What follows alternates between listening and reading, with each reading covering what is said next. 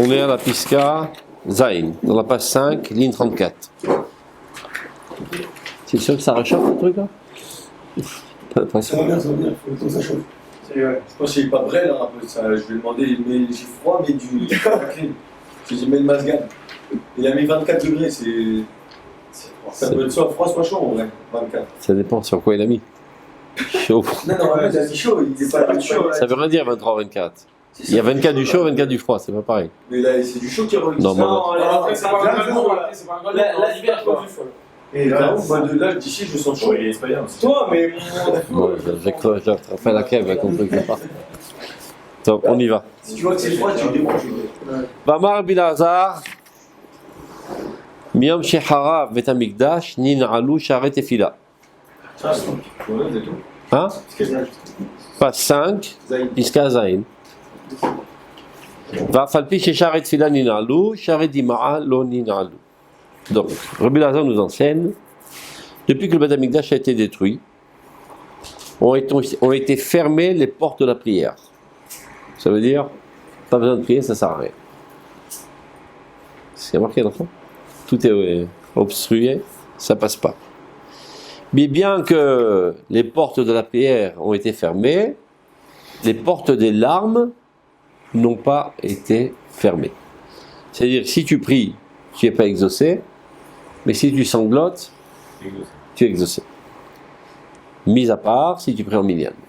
Si tu pries en minyan, ça marche toujours. Le Kadosh Baruch Hu ne dédaigne jamais la prière du collectif.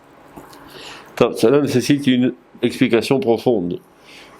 Si la prière n'est pas exaucable, alors comment se fait-il que les larmes, elles, puissent percer le ciel et ouvrir toutes les portes? Alors regardons, ligne 35. Im shlemuto asichlit shel adam lo yeshalem im not eluvela shlemut kocha medame. C'est-à-dire avec toute la perfection intellectuelle de l'homme, on ne pourrait le considérer comme quelqu'un de parfait, si ce n'est que vient se rajouter à cela sa force imaginaire. Ça veut dire, la force intellectuelle est très importante, mais si elle n'est pas accompagnée de la force imaginaire, eh bien, tu n'arriveras jamais à la perfection. Il explique que ça veut dire la force imaginaire. Shiyu tsiura vekochota vadimyonim miusadim al omek ayosher. De manière que ses perceptions et ses forces imaginaires soient basées sur la droiture intellectuelle. Parce que très souvent, l'imagination peut nous amener vers toutes sortes de fantasmes. Donc, imagination accompagnée des remparts de sécurité de l'intellectualisme, c'est le top pour arriver à la prophétie. Abba Mishurat Asechel Vachorma. Donc, la droiture qui provient de l'intellect et de la sagesse. Donc là, on vient de nous enseigner que pour arriver à la perfection, il faut que l'intellect et la force imaginaire soient en toi de manière harmonique. Ça veut dire que l'imagination est bien protégée et gardée par le sechel, sans quoi elle t'emmène vers des fantasmes.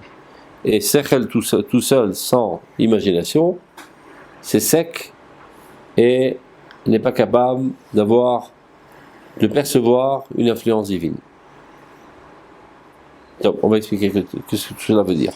Si on n'a pas d'imagination, on ne peut pas avoir d'influence divine. Parce que n'oublions pas que la prophétie repose sur la force imaginaire de l'homme. Et depuis que la force imaginaire est morte, la prophétie s'est tue depuis 2000 ans. Comment ça, il est mort? C'est Chazal qui l'ont tué. Les terrains de Avodazar. Ils ont tué la force imaginaire, et donc de ce fait même, il n'y a plus de Yetzirah dans Avodazar. C'est quoi la force imaginaire? C'est quoi la force imaginaire d'abord? C'est quoi l'imagination? L'imagination, c'est quoi, c'est mauvais? C'est mauvais? Quoi, du mayol? C'est mauvais, non? Tout peut être mauvais, même l'intellect peut être mauvais. Yeshracham Larea, quelqu'un qui est très intelligent pour faire du mal, pour arnaquer les autres, pour manipuler les autres. Donc l'intellect aussi peut être très mauvais. La volonté aussi peut être très mauvaise. Et les sens aussi peuvent être très mauvais. Reste à savoir comment on s'en sert. Ken. Je crois que le Rambam, dans Je connais pas qui, il a décrit justement. Il dit que ça le Amédamé, justement, il l'appelle, dit que ça, c'est par rapport au sens. Tout ce que nos sens y captent, ils vont venir dans le cerveau, et après l'intellect, la force de l'intellect, elle est censée faire un travail pour justement associer certaines choses à d'autres choses. Et c'est ça qu'on appelle l'imagination. C'est un des aspects de l'imagination qui est capable de combiner entre différentes mémoires. Par exemple, tu mémorises une vache et tu mémorises un poulet et tu peux imaginer une vache avec des ailes. Ça combine deux données. D'accord ? Là-bas, il donne comme exemple, parce qu'il vient critiquer les Mutkalemim, qui disaient que tout ce que l'homme pense existe. Sans quoi, d'où ça provient ? Probablement qu'il a perçu ça quelque part. Il dit, ils ne savent pas quelle erreur grave ils ont fait. Ils ont obligé qu'il y ait dans l'homme la force imaginative, qui combine. Donc alors, s'ils sont en pleine tempête, dans la mer, dans leur bateau, et ben qu'ils imaginent que le bateau sort des ailes et qu'il s'envole. Vous voyez que le Rambam a prédit l'avion. Mais là-bas, il disait ça comme argument pour démanteler la chita des Mutkalemim. Mais non, c'est pas la seule chose de l'imagination. Imagination, en fait, j'ai dit le mot imagination, mais c'est une erreur. Il faut traduire ça par l'analogie. La force du dimayon, en hébreu, milachon ledamot, qui veut dire faire ressembler, comparer. C'est un appareil qu'on a dans l'âme, dans lequel il y a input et output. Ça rentre une image, ça sort un concept. Ou bien, ça rentre un concept et ça sort une image. Quand je te dis le mot table, c'est un concept. Qu'est-ce que tu vois devant tes yeux ? Une table. Maintenant, quand tu vois cette plateforme-là, à quoi tu penses ? Au concept de la table. Bien que cette plateforme ne ressemble pas à celle-là, encore moins une autre qui est ronde, en plastique et rouge, et haute de 30 cm. Il n'y a pas tellement de ressemblance. Quel est le dénominateur commun entre les deux ? C'est que les deux, c'est une plateforme surélevée du sol. Mais l'une peut être en bois, l'autre jaune, l'autre verte, l'autre en fer, l'autre en plastique, une ronde, une triangle. Donc énormément d'apparences différentes. Malgré tout, en voyant une des apparences, tu relis ça directement à l'ensemble des tables, c'est-à-dire au concept de la table. Qui fait ça dans ton âme ? Le dimayon. Donc c'est un appareil, donc il y a input, output. Ça rentre une image, ça sort un concept, ça rentre un concept, ça sort une image. Maintenant vous comprenez que sans dimayon, on ne pourrait pas communiquer. Comment qu'on parle ? Est-ce que vous avez déjà essayé une fois dans votre vie d'analyser comment marche la communication humaine ? Comment se fait-il qu'en un clin de seconde, on pense tous les mêmes pensées maintenant ? Du moins ceux qui sont avec nous, qui ne rêvent pas. Alors, j'ai une pensée totalement abstraite. Après, pour qu'elle rentre dans ma cervelle, je dois d'abord la traduire en lettres. Par exemple, je pense au concept de la table, si je parle en hébreu, Shulchan, Shin Vav Lamet Het Nun, qui est encore totalement abstrait. Et ça rentre dans mon cerveau, et maintenant je dois émettre ça en son. Donc il y a un message électrique, biochimique, qui se fait à partir des cellules du cerveau jusqu'à la langue. Ça arrive à ma langue, ça bouge, ça crée une onde qui est totalement physique, qui n'est plus abstraite. Où elle arrive cette onde sur ton tympan et elle a fait bouger ton tympan. Et ton tympan, maintenant, il retraduit ça en courant biochimique, ça remonte à ton cerveau et tu penses à la même pensée abstraite. Miracle. Ça veut dire qu'il y a une parabole. Abstrait, tout l'itinéraire est concret et ça retourne à l'abstraction. D'accord ? C'est de l'art. Exactement comme un artiste qui a une pensée totalement abstraite, par exemple un sentiment d'amour, qui arrive à le faire pénétrer dans son art, dans son œuvre artistique, par exemple un tableau, Et toi, l'observateur, lorsque tu observes ce tableau, tu perçois qu'il y a un message d'amour. C'est ça l'artiste. C'est celui qui a la capacité de traduire une dimension abstraite dans une dimension concrète. Au niveau de la parole, nous sommes tous des artistes. Nous sommes tous capables, instantanément, de traduire nos pensées abstraites en sons concrets. Et nous sommes tous capables, instantanément, de traduire des sons totalement concrets en pensées abstraites. Et ça se fait à une vitesse vertigineuse. C'est-à-dire, si je devais analyser comment faire pour m'exprimer, ça me prendrait 10 000 ans. Instantanément et intuitivement, je le fais. Et qui le fait? Le Dimayon. Quoi Dimayon? Qui traduit de l'abstrait au concret et après du concret à l'abstrait. Input, output, output, input. C'est-à-dire, donc si on voudrait bien traduire en français, il faudrait plus dire analogie. C'est une analogie entre une existence abstraite traduite en concrète ou une existence concrète traduite en abstraite. Maintenant, en français, on dit imagination. Milachon, image. C'est-à-dire imager. C'est-à-dire, tiens, un concept totalement abstrait, tu le transformes en image. Mais c'est réduit comme moi à 50%. Et l'autre sens, conceptualisation. Ils appellent ça. Bon, nous, on l'appelle Dimayon, et c'est dans les deux sens. Donc, la meilleure traduction pour le Dimayon, analogie. C'est-à-dire, maintenant, la prophétie se fait à l'aide du Dimayon. Lorsque Dieu transmet un message à l'homme, par le biais de la prophétie, ben, il ne lui envoie pas le message de manière abstraite. Il dit à Yirmiyahu, qu'est-ce que tu vois? Il dit, ben, j'ai vu un amandier. Bien vu. Car je m'apprête très prochainement de faire ceci au peuple d'Israël. Comment qu'il arrivait à cette conclusion? L'amandier est l'arbre qui sort ses fruits le plus tôt, avant tout le monde. Ça se dit Shkedia. Shkedia, Shaked. Et Taftalirot, qu'Ani Shoked va sauter en Israël.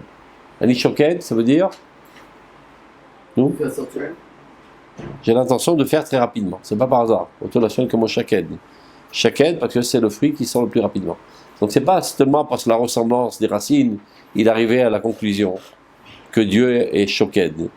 C'est en pensant quelle est la caractéristique essentielle de l'amandier qui sort ses fruits rapidement et en premier, il a compris que Dieu s'apprête très rapidement à faire quelque chose de peuple d'Israël. Donc ce qui veut dire que lorsque Dieu transmet un message au prophète, le message sort de Dieu de manière totalement abstraite, il est capté par l'homme de manière imagée, et après, il doit faire un travail pour remonter ça à l'abstraction et de comprendre le message. Donc il y a une parabole qui se fait. Ce qui explique qu'il y a des pertes de données en route. On ne peut pas arriver à capter totalement le message divin. Donc tout prophète qui prétend trancher la halakha à la lumière de la prophétie, on l'étrangle. C'est un menteur. On ne peut pas descendre à une telle résolution. La halakha est très précise.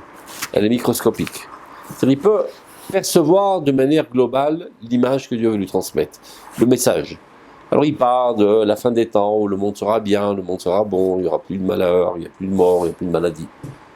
Mais de rentrer dans tous les petits détails de quoi aura l'air et comment y parvenir, c'est-à-dire quel est le travail à faire sur l'humanité pour l'amener à cette image extraordinaire de la fin des temps, la prophétie n'est pas à la hauteur de le faire.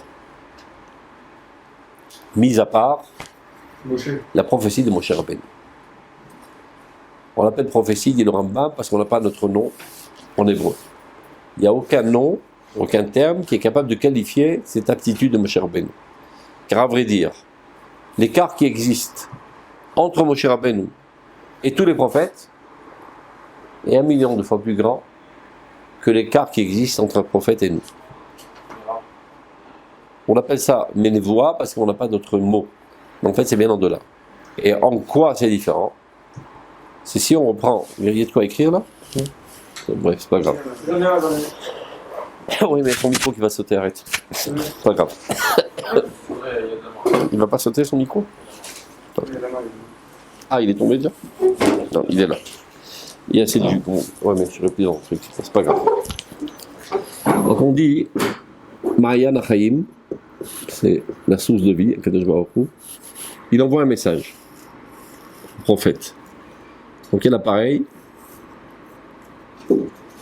Input, output. Comment on dit ça en français? J'ai appris ça en anglais, je sais pas comment ça s'appelle.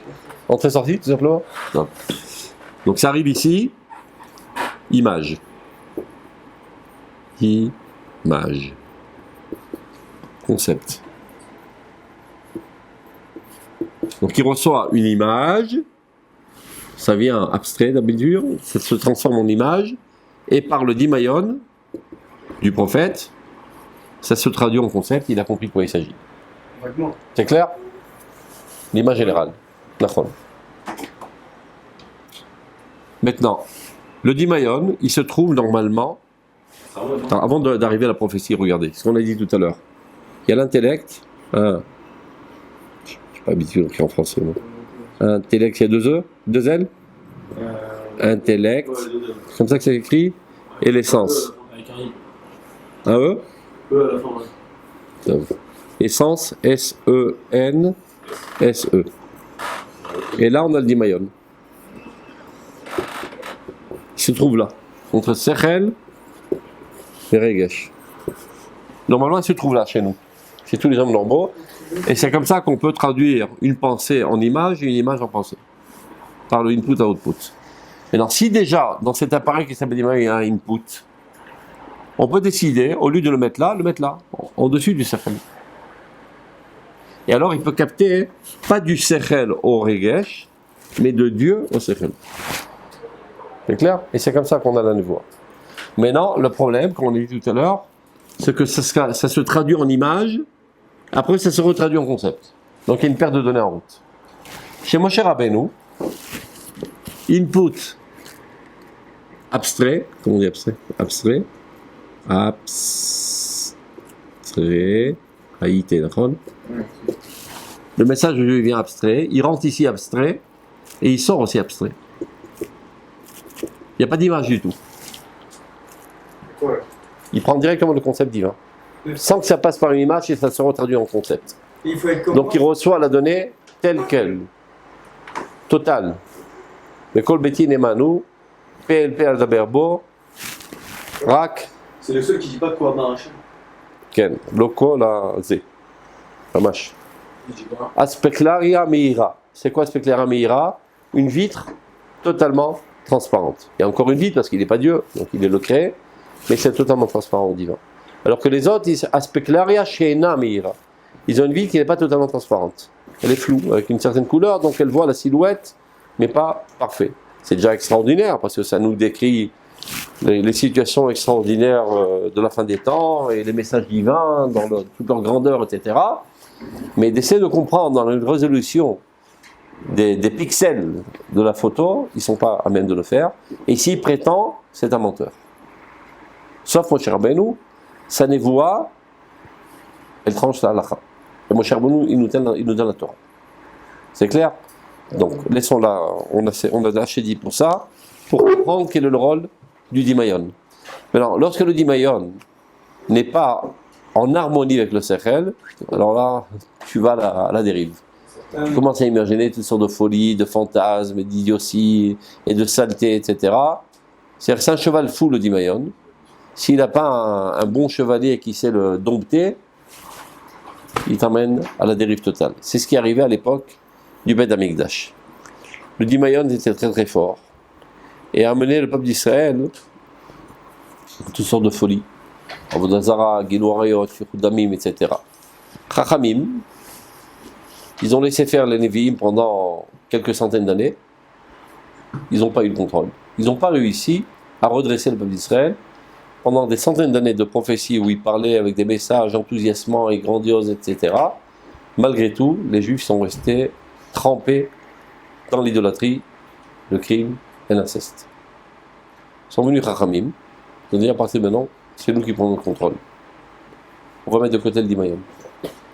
On va abaisser le volume du dimayon à zéro. Donc de leur propre initiative, ils ont rendu le peuple d'Israël infirme du point de vue mental.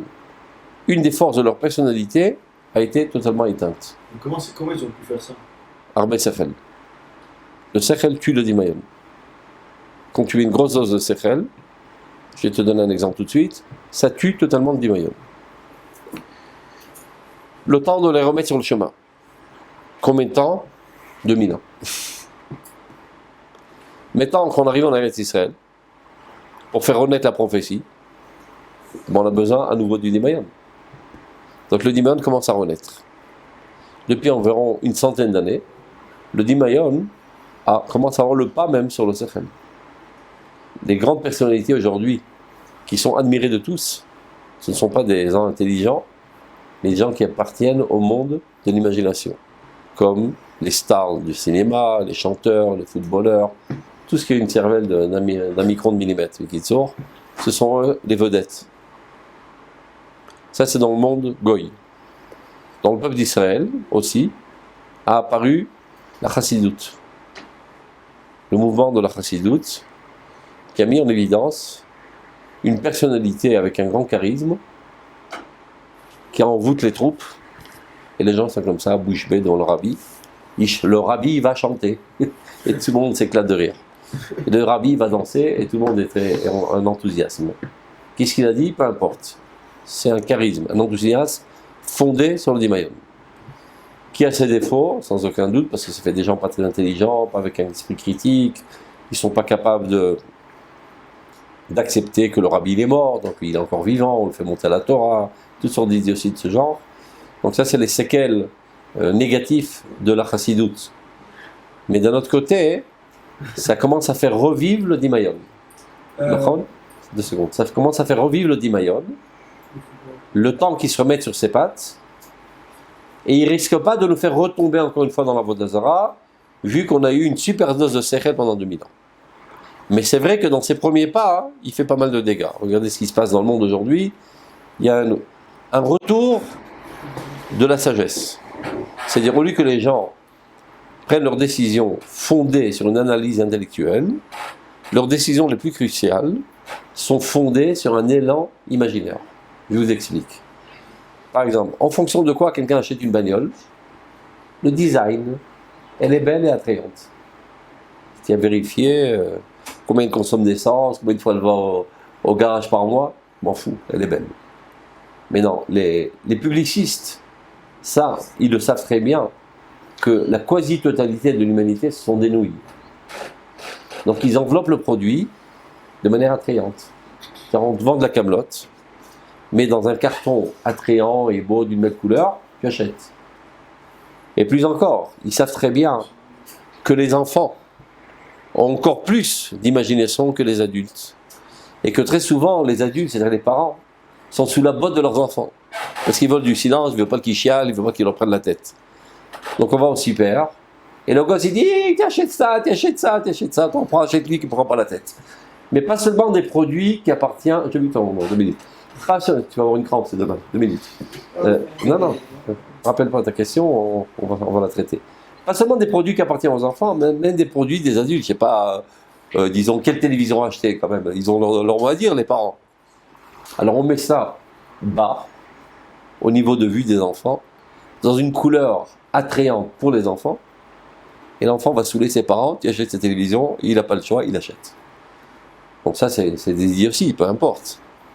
Et des fois, des décisions politiques qui risquent de mettre à mort des dizaines de milliers de personnes.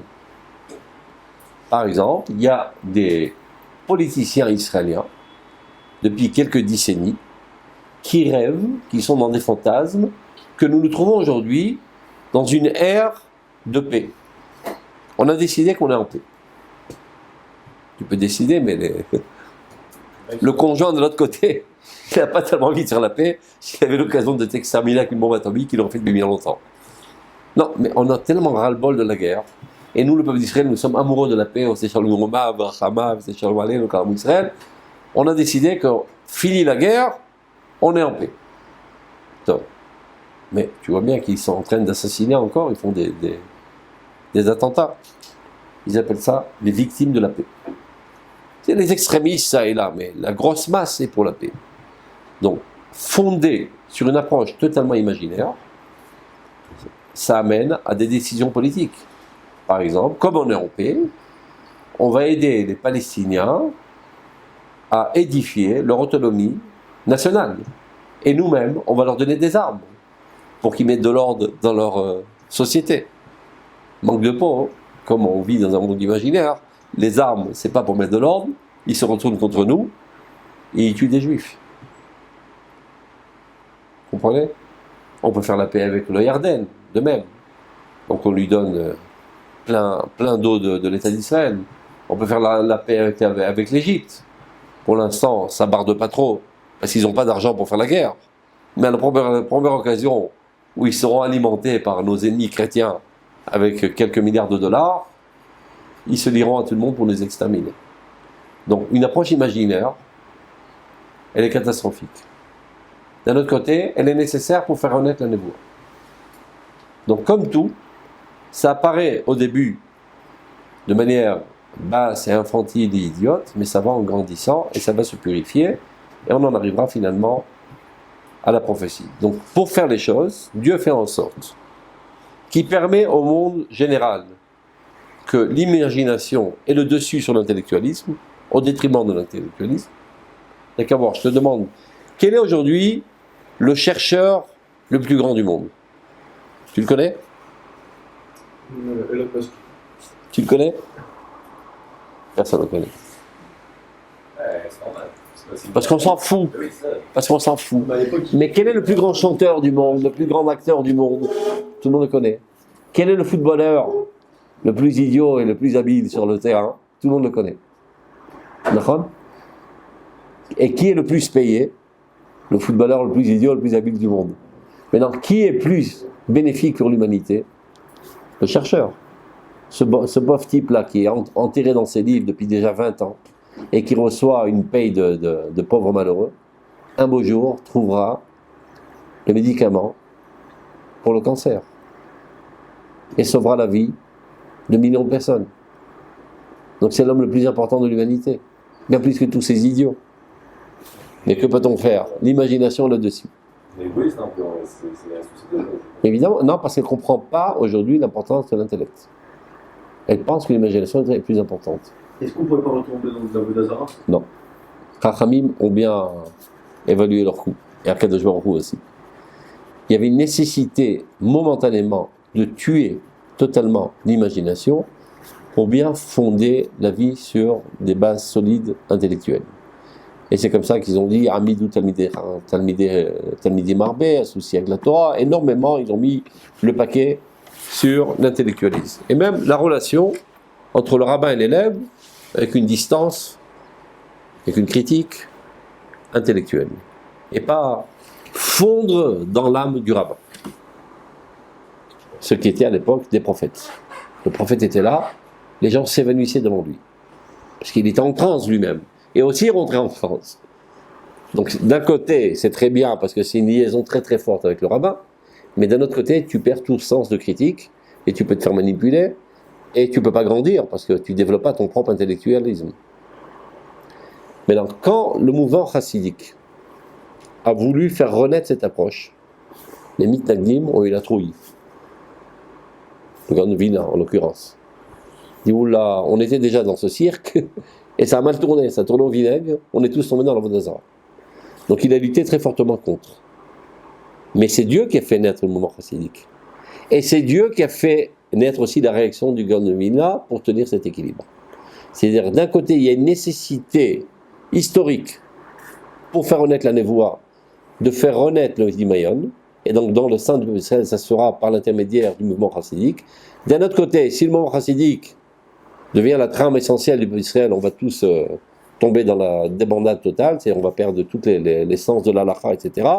Donc Dieu fait en sorte qu'il y a la réaction virulente du Gaon de Vilna et de ses adeptes, et ça tient un équilibre, et petit à petit, ça crée une harmonie. Et le Rav Kook, lui, crée cette harmonie. Il dit, Yafa lanu sichat talmidei abesht, Kemo Sichat Talmidei Agra. On doit prendre aujourd'hui les deux ensemble. L'influence du mouvement chassidique avec l'influence du mouvement de la mitnagdim et créer l'harmonie telle qu'on doit être finalement à la fin des temps, tel qu'on était avant notre décadence, où l'âme est construite dans tous ses aspects de manière équilibrée et harmonique. Et tout ça, c'est le processus divin. Mais au début, comme toute chose, donc quand tu étais petit, tu faisais pas mal d'idioties, tu faisais dans la culotte et tu volais pas très haut. Mais c'est comme ça qu'on commence.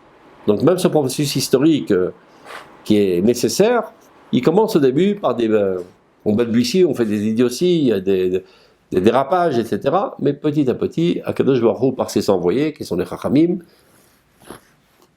régularise la situation et amène un équilibre. C'est clair? Bechamad. Ok. La plupart de ma famille, ils sont Chabad, ok. Je suis allé pas mal de fois chez le Rabbi et vous avez dit comme quoi il le faisait monter à la Torah, ok. Parce que non, pas lui. Aujourd'hui, il y a certains illuminés, et c'est pas tous les Chabad, Baruch Hashem. ah, parce que je voulais. Non. Parce que quand je suis allé là-bas, il y avait. Non, je t'explique. Il y a je sais pas, c'est environ 30%, disons, paraît-il, ce qu'on les appelle les méchéristes, Ouais. qui considèrent que le Rabbi n'est pas mort. Parce qu'à leurs yeux, le Rabbi, c'était le Mashiach. Bien que ça n'a aucun sens, selon les critères du messianisme qui apparaissent dans le Rambam, aucun rapport. Mais peu importe. C'est marqué dans la Gemara, Tana de Shilo, Shilo Shmo. Ils ont demandé aux élèves de Rabbi Shilo, comment il s'appelle le Rabbi, comment il s'appelle le Mashiach, Shilo. Chacun donnait le nom de son rabbin. C'est-à-dire chacun voit dans son rabbin une étincelle messianique. Ça, c'est légitime. Le problème, c'est qu'ils prennent ça trop au sérieux, parce que c'est ou le Rabbi ou rien. Mais le Rabbi, il est mort. Il n'est pas mort.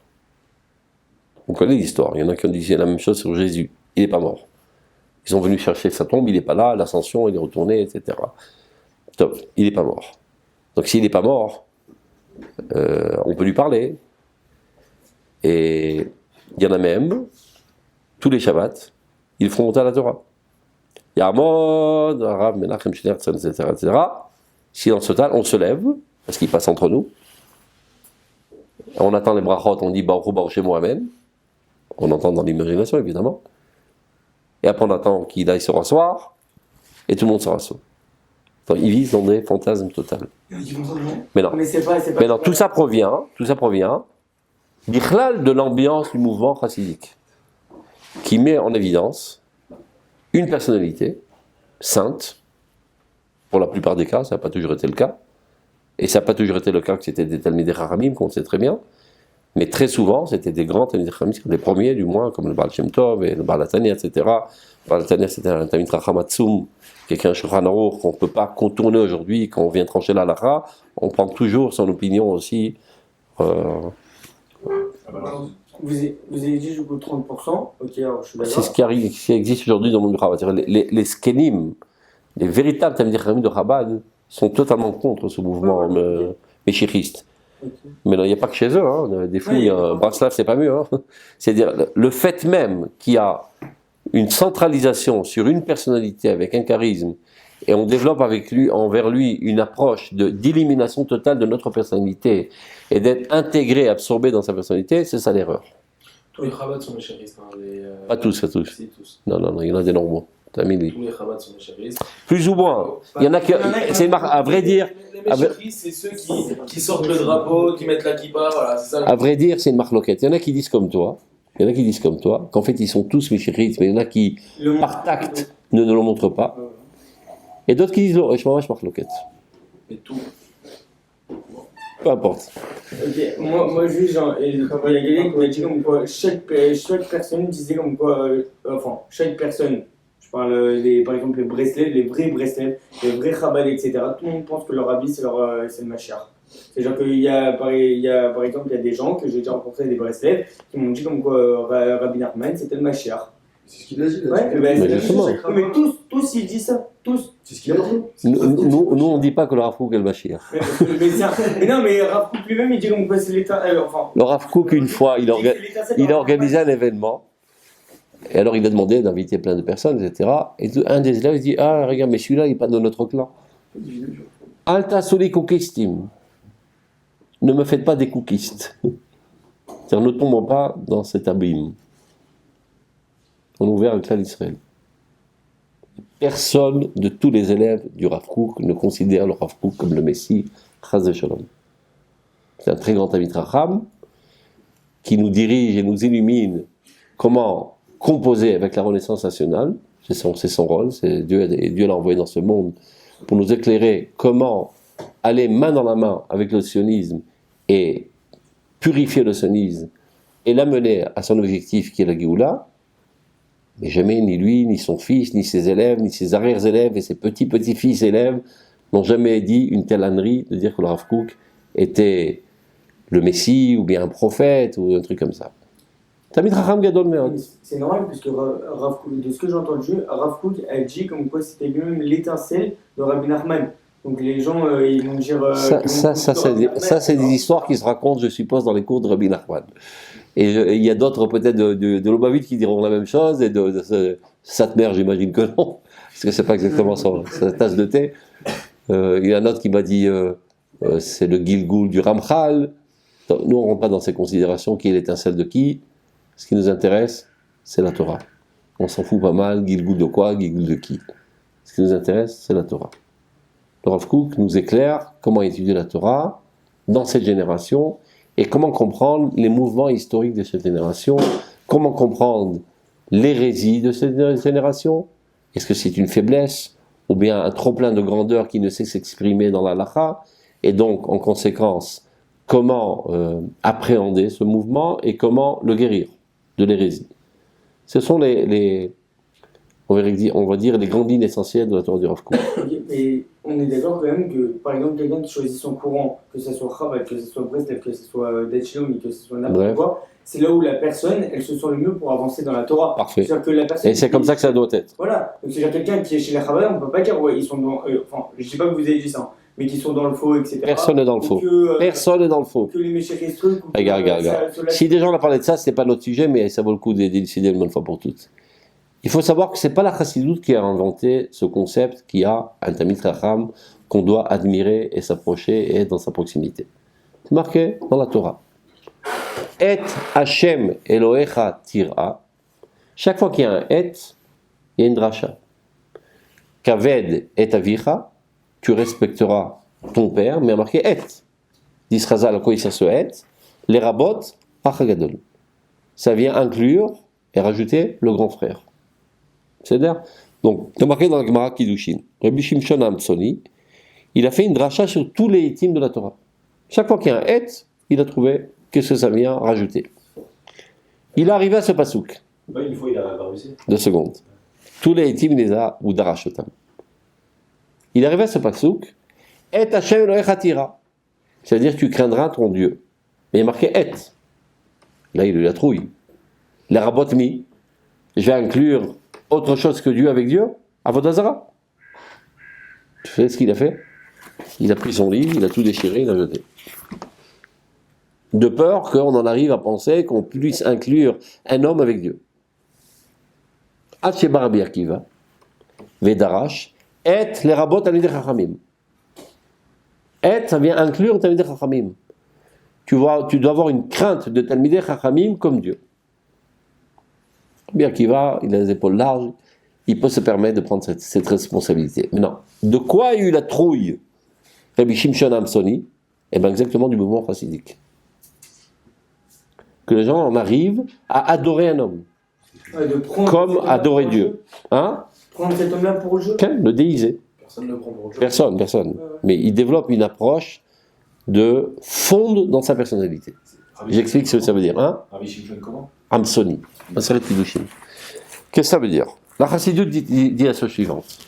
De la même manière que dans la personnalité, c'est-à-dire toi tu es un homme aujourd'hui. Quand tu veux t'élever vers Dieu, qu'est-ce que tu fais? Ben, tu as des pensées nobles, des aspirations nobles, des sentiments nobles. Et quand ta pensée, c'est-à-dire ta tête, ta cervelle s'élève, elle élève avec elle tes pieds, tes mains, tes orteils et tout le corps.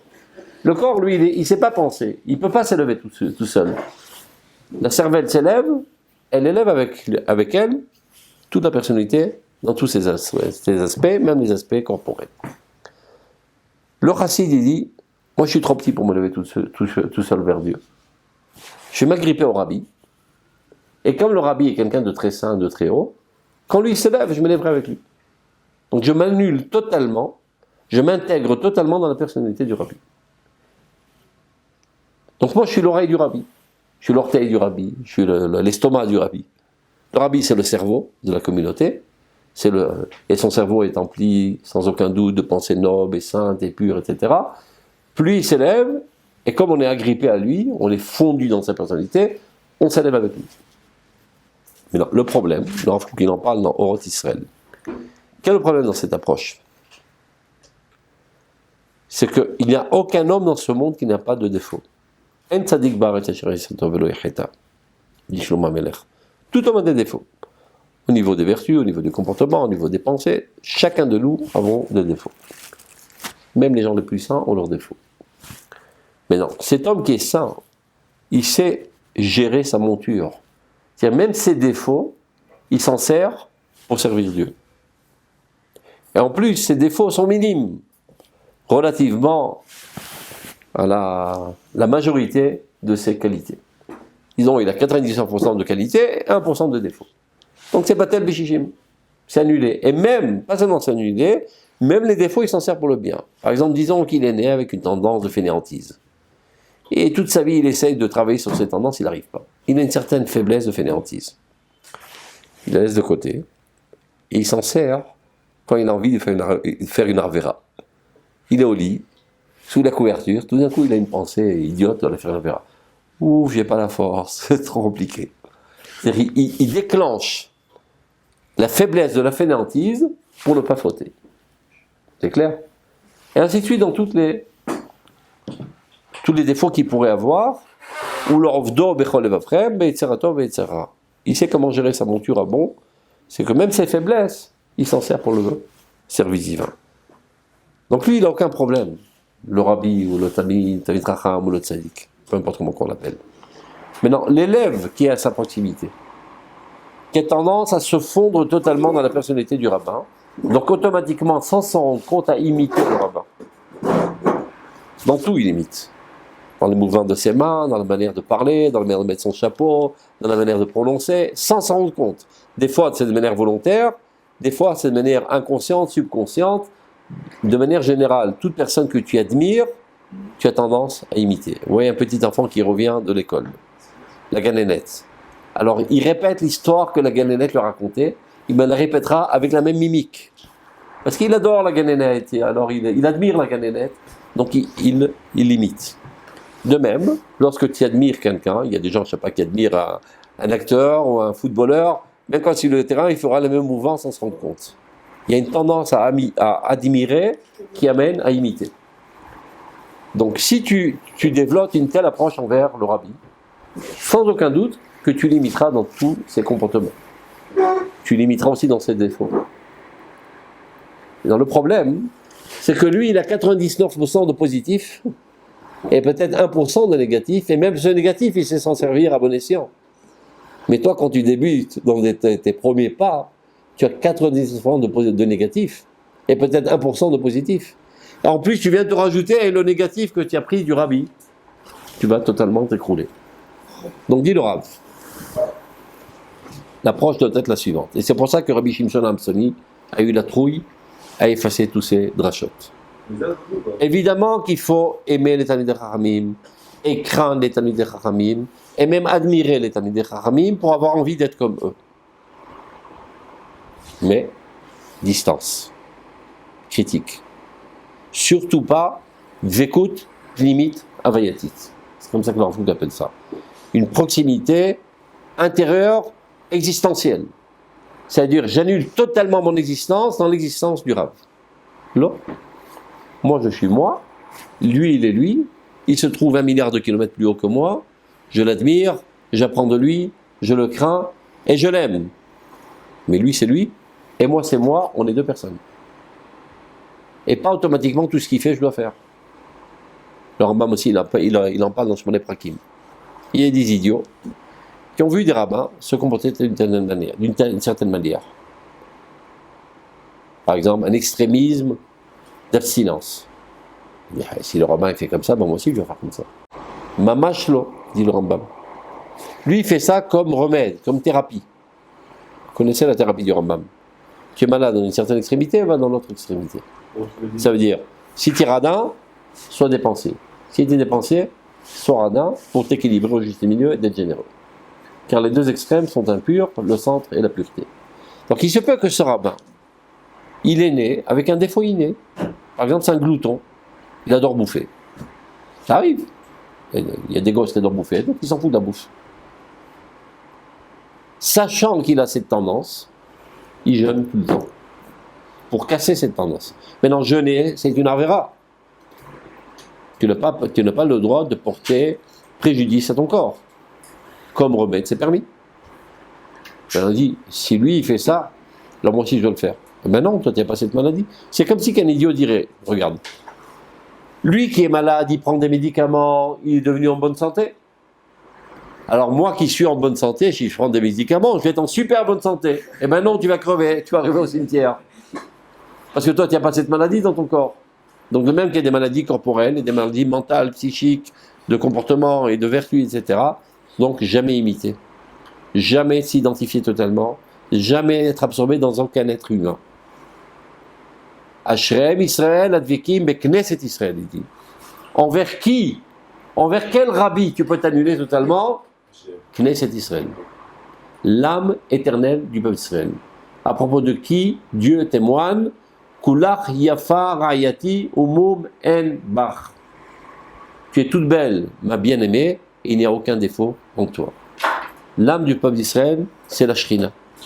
Ça veut dire, oui, me considérer totalement intégré dans Knesset Israël. Je n'ai pas d'existence individuelle. Je fonds dans Klal Israël.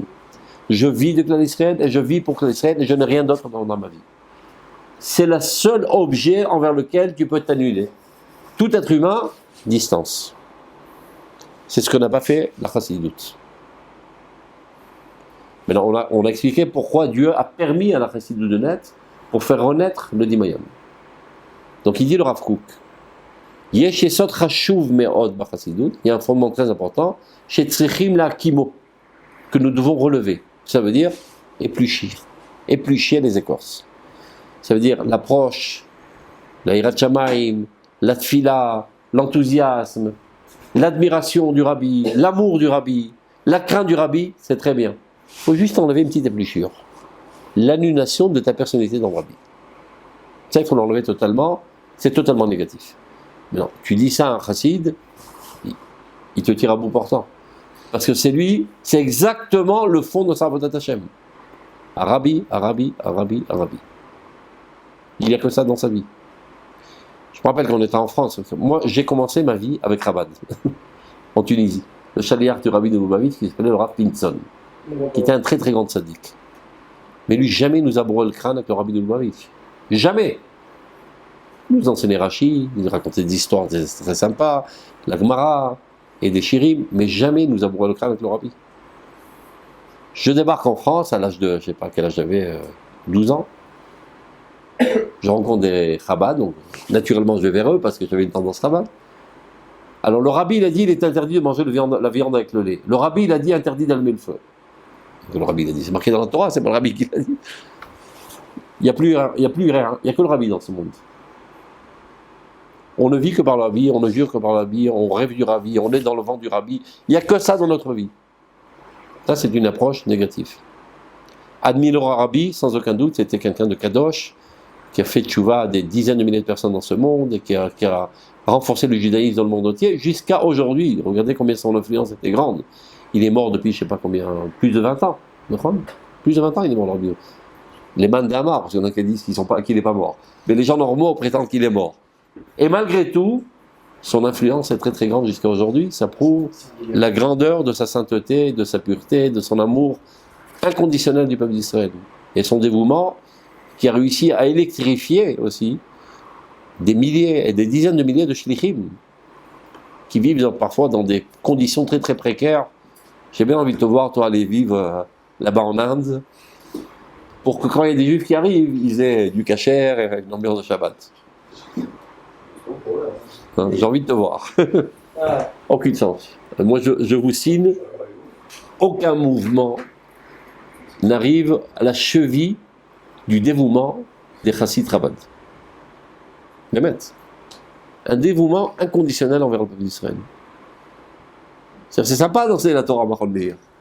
Voilà, viens, je viens de chez moi, là, je fais 5 minutes de marche. Mais lui, il habite à Tombouctou, ce mec. Entouré de goïms, il prend sa femme et ses gosses, un trou perdu, aucun système éducatif pour ses enfants, pour sauver les Juifs de l'assimilation. C'est un niveau de... Maintenant, d'où il a cette force? Il a rencontré le rabbi une fois, il était électrifié pour sa vie. Rachout. Ce bonhomme, c'était un volcan d'amour de Klal Israël et de la Torah, etc. Donc évidemment qu'il faut une admiration et une crainte et un amour inconditionnel envers cette personne. Mais lui est un homme, et moi je suis un homme, distance et critique. Il ne faut pas avoir peur de faire une critique sur le rabbi de Lubavitch. Dans l'Agmara, il y a plein de critiques. L'Agmara est remplie de couchiottes. Il y a des gens, malheureusement, une fois le Rav Zuckerman a dit, les Sfaradim, malheureusement, sont obligés d'imiter toutes les idioties des Ashkenazim. Donc eux aussi, ils ont développé des cours de Chassidut. Ils appellent ça pas Rabbi, ils appellent Baba. Mais c'est pareil, c'est exactement les mêmes nouilles qui tombent dans les mêmes défauts. On prend un bonhomme, on lui met un drap sur la tête et on le déhise. Et on a l'impression qu'il y a des anges autour de lui et des miracles. Et vous savez que l'industrie de création de miracles, elle est infinie. C'est-à-dire, dans chaque courant, il y a autour plein de personnes qui, ou de manière intentionnelle, ou de manière inintentionnelle, racontent des histoires à n'en plus finir, de miracles bizarres autour de cette personnalité. Mais très souvent, malheureusement, ce qui n'est pas le cas dans le Chassidut, mais dans toutes ces Chatzerot, ce sont des arnaqueurs, tout simplement. C'est des machines à sous. Donc, ils ont tout un système de marketing. Dans la salle d'attente, il y a des fausses personnes qui sont dans le public pour raconter des histoires miraculeuses autour de cette personnalité, ou bien, encore pire, ils écoutent le problème du bonhomme, ils le font parler, après ils vont raconter, c'est vrai, il a un problème comme ça, et quand il rentre, il sait tout sur toi, miraculeusement. C'est parce qu'il avait un chatoul, qu'on dit un chatoul, quelqu'un d'infiltré. Oui, c'est exactement comme les jeunes. Mais voilà, c'est des arnaques à n'en plus finir. Parce que c'est des millions de dollars qui roulent, ces bonhommes. Non, mais il n'y en a aucun qui l'a, ou il y en a qui l'ont, le roi HaKodesh et tout, il y en a qui vraiment, je peux aller voir. Il y a toujours des Talmidei Chachamim roi HaKodesh, il y a toujours des arnaqueurs, comme partout, dans tous les mouvements, dans tous les clans. Donc, il faut développer un esprit critique et ne pas tomber dans le piège. Quand tu sens, quand tu es allé chez le rabbi, lui te donnait de l'argent. $1. Tu vas chez eux, tu dois payer. Ça sent déjà le roussi. Maintenant, il y a quelqu'un qui a fait une étude sur tous les rabbins actuels. Combien ils ont en compte en banque? Il y en a qui ont 800 millions de dollars. 1,5 milliard de dollars. Mais d'où vient tout ce fric? Ce sont des arnaqueurs. Tout simplement. Et ça marche très bien. Parce que les gens qui sont dans la détresse sont prêts à tout payer. Pour sauver leur fils du cancer, leur frère du ça, etc., etc. Ils les arnaquent. Donc, faire gaffe. Maintenant, si on avait développé chez les gens cet esprit critique, eh bien, tous ces nids d'arnaque n'auraient pas existé. Mais comme on a développé au contraire de s'annuler totalement sans aucun esprit critique, eh ben, il y a plein de champignons qui poussent comme ça, de nids d'arnaqueurs, etc. Donc, les Shumpanebofen et le Rav Kook, lo dekut pnimit avayatit. Ça se trouve dans Orot Israël, Dalet, je crois. Il y a Orot ici? Ou Gimel? Je crois que c'est Gimel. Hein? Tu as tout? Ben, cherche dans Orot Israël, je crois que c'est dans le Père Gimel. Il dit Advekub le Talmidei Chachamim davar nirbad merod bemalach pitoach nefashot. C'est-à-dire de se rapprocher des Talmidei Chachamim est une démarche très très importante pour développer notre personnalité, évidemment. Aval tzarich shelo yit'eh betzadik echad, il dit, shidabek bo dvekut pnimit havayatit. Faire gaffe de ne pas se tromper et de développer une approche de annulation totale dans la personnalité du Rav. Maintenant, ça peut arriver dans tous les mouvements, ça peut arriver avec le Rav Kook aussi. Ça peut arriver avec un rabbin que tu admires. Et tu t'annules totalement, et tu développes aucune critique, et c'est comme ça que tu deviens après sa victime. Tous les jours, on raconte des histoires dans la presse, des femmes qui ont été abusées sexuellement par des rabbins, etc. Mais comment qu'on est arrivé à cette situation? Ben parce qu'elle a développé une approche d'annulation totale. C'était le cas il y a quelques années à Tzfat, un pseudo Rosh Yeshiva. Les gens pensaient que c'était quelqu'un de Kadosh, etc. Et il s'est avéré qu'il couchait avec toutes les femmes de ses avrechim. Et la femme retournait le soir et disait à son mari, ton rabbin, il m'a violé. Il t'a fait un tikkun de la neshama. Il était tellement abruti, il dit, c'est pas possible, c'est pas possible. Qui a démantelé toute cette supercherie? Le Rav Shmuel Eliyahu. Un témoignage, un troisième témoignage, il est allé farfouiller, il s'est rendu compte que c'était un truand, ce mec. Il abusait des femmes, il abusait des hommes, et tout ce que tu veux. Il est rentré en toile pendant 7 ans. Rosh Yeshiva Tzfat. Et qu'il y avait du roi HaKodesh. Les gens pensaient que c'était du roi HaKodesh. C'est des idiots. Ça s'appelle... Comment ça s'appelle ça déjà? J'ai oublié. Kitsour. Tu l'appelles au téléphone. Il lui dit où tu te trouves? À Tveria. Alors je vais te dire ce que tu es en train de voir. Il te décrit tout le paysage. Et c'est vrai. Il réussissait à décrire le paysage dans lequel il se trouvait. Un autre m'a raconté de sources sûres. C'est mon fils qui a un copain qui étudie là-bas. Il dit le matin, à la prière, pourquoi il n'est pas venu ton copain à la prière? Il dort, il est au lit. Va te réveiller. Top. Il revient bredouille, il n'a pas réussi à le réveiller. Laisse-moi faire. Il se concentre, il rentre dans son rêve, il le fait lever sur ses pieds et l'amène au Beth Midrash. Les mecs, ils ont vu ça, ils étaient ébahis. C'est un cadeau chez Elion. Aucun rapport, ni avec la Gdusha, ni avec la Touma. Ça s'appelle, là, je fais un trou de mémoire là. Dans le service secret anglais, ils s'en servent des mecs pareils. Ils sont capables, en se concentrant, de savoir où se trouve le terroriste, dans quel appartement il détient la victime. Oh mince. Il y a un livre du Rav Aviniar qui s'appelle... mince. Moi j'ai plein de trous de mémoire aujourd'hui. C'est un sorte de... où il rapporte tous les phénomènes bizarres que les gens ont tendance à croire. Il explique quelles sont leurs sources scientifiques. C'est pas un livre Kodesh. Ouais. C'est conçu de manière alphabétique. Tiens un WhatsApp là. Ouais. Envoie-moi un WhatsApp quand j'arrive à la maison, je t'enverrai le livre et tu montreras à tout le monde. Très très important.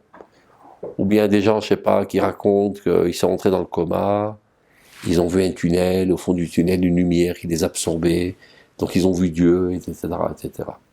Et donc la preuve qu'il y a la vie après la mort. Tout ça, ce sont des idioties, des sottises.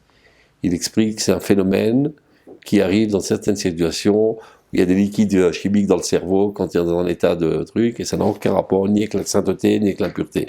Et donc, vu que les gens, la plupart du temps, ce sont des ignares en science, dès qu'ils voient un phénomène bizarre, ils ont tendance à lier ça à la Gdusha.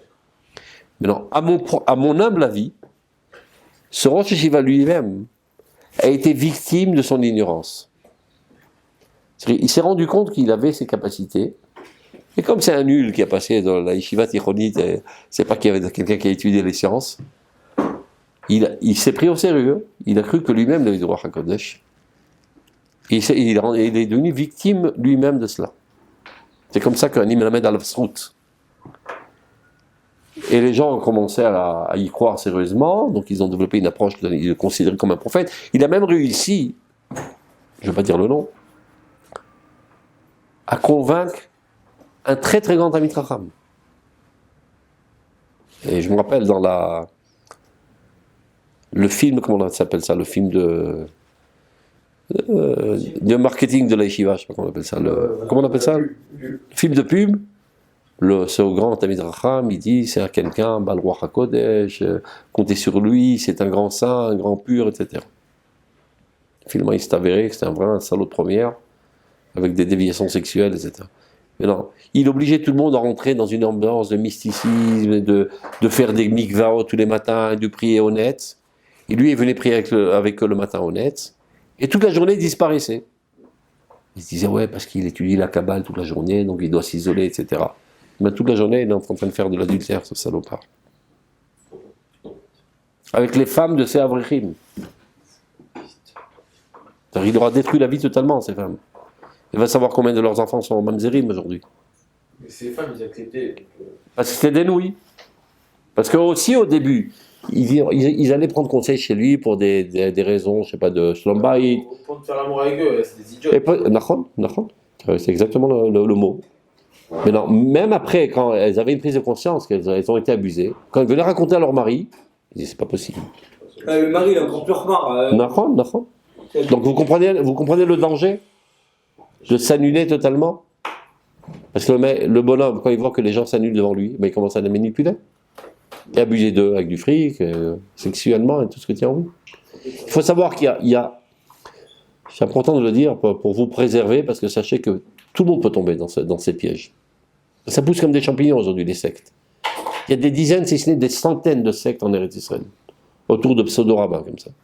Des gens totalement normatifs comme vous, qui commencent à être enchantés par les paroles d'un certain rabbin, et au fur et à mesure, ils viennent de plus en plus lui rendre visite, et ils se rendent compte qu'il y a tout un groupe autour de lui, et ils sont tous manipulés par lui, finalement, il les gère au bâton, etc., et ça devient ses esclaves. Il y a des centaines de sectes comme ça en Eretz Israël. Aujourd'hui, il y a même des hamoutotes qui se battent. D'abord, ils te décèlent les symptômes. Dès que tu commences à avoir les premiers bourgeons de ces symptômes, c'est ton copain, ton frère, ton ami, que la lumière rouge s'allume et va tout de suite en parler au ministère de Revacha, etc., et à la police qui viennent lui sauver la peau. Je quitte sur. Pourquoi je parlais de ça? Non, j'ai perdu le fil. Il faut toujours mettre de l'espace entre nous et la Bible. Kitso, pour ne tomber pas dans le système, jamais, si vous voyez quelqu'un entouré de centaines de personnes qui vont derrière eux comme des moutons de panure, sachez que ça sent le roussi. Je voulais dire, voilà. Il y a deux freins essentiels qui empêchent les hommes de faire des fautes. Mais non, sachez que la force de l'attraction sexuelle, c'est une bombe atomique. C'est une force nucléaire très très forte qui peut faire tomber tout le monde. Qu'est-ce qui t'empêche de fauter? La crainte de Dieu et la crainte de l'homme. C'est-à-dire la peur d'être finalement pas jugé, que tout le monde va le savoir et tu vas avoir la honte de ta vie. C'est la crainte de l'homme. Mais alors qu'est-ce qui est plus fort? La crainte de Dieu ou la crainte de l'homme? La crainte de l'homme. La crainte de l'homme, parce qu'on est là. La crainte de l'homme. Parce que c'est plus concret. Tu vas me voir, quelle honte. Dieu, je sais pas s'il me voit, il me voit pas. Une fois, le Chafetz Chaim, il était dans un calèche. Et le conducteur du calèche, il a ralenti. Tout d'un coup, il était allé dans le champ, il était allé piquer des pastèques et des melons. Le Chafetz Chaim, il hurle par la fenêtre, Rohim. On te voit. Il a eu la trouille, il commence avec les chevaux au galop. Puis il se retourne, il dit, Rohim, il n'y a personne, il s'est foutu de ma gueule, ce Chafetz Chaim. Il dit, Rohim, Dieu te regarde. Donc, quand il pensait que c'est des hommes le regardaient, il a eu la trouille, que Dieu le regarde, il s'en fout. Je crois que c'est Rabbi Yochanan, à la fin de ses jours, ses élèves nous disent, bénis-nous. Il lui dit, pourvu que la crainte de Dieu soit forte en vous comme la crainte des hommes. Il lui dit, c'est tout? Alvaï. Pourvu que vous ayez la crainte de Dieu comme la crainte des hommes. Quand tu fautes, tu es isolé tout seul, tu n'as pas peur de Dieu. Mais quand on te voit fauter, tu as honte. Donc, il y a deux freins qui empêchent l'homme de faire des fautes. La crainte de Dieu, un certain pourcentage, et la crainte de l'homme, un pourcentage bien plus grand. Donc imagine, tu as une attirance sexuelle, parce que c'est normal, très très forte, et il y a des femmes autour de toi desquelles tu peux abuser. Qu'est-ce qui t'empêche d'en abuser? essentiellement la crainte de l'homme. S'il n'y a plus cette crainte, parce qu'ils sont tous obnubilés par ta personnalité, ils peuvent tous être manipulés et toujours expliquer ça en bien. Tu n'as plus de frein. Sans aucun doute, tu tomberas dans le piège. Sans aucun doute. Que toute personne, sachez, qui est admirée par d'autres personnes de manière aveugle, peut être victime de tomber les deux pieds dans la sexualité la plus saine. Donc pour se protéger, les rabbins d'abord, eux avant tout, doivent écarter toute approche d'admiration. Sans quoi eux-mêmes peuvent être victimes. Et je dis ça aux élèves. Jamais, jamais ne développer une approche aveugle envers aucun homme dans ce monde. Jamais. Tu peux recevoir son enseignement, c'est ce qu'on fait les Chachamim. Ils ont dit au Nevi'im, tout est le camp, c'est nous maintenant qui gérons la situation.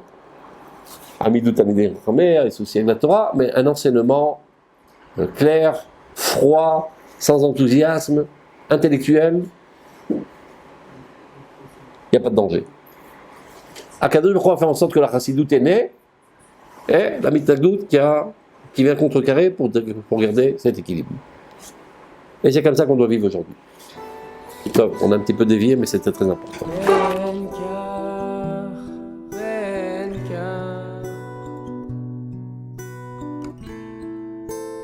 חיים בנים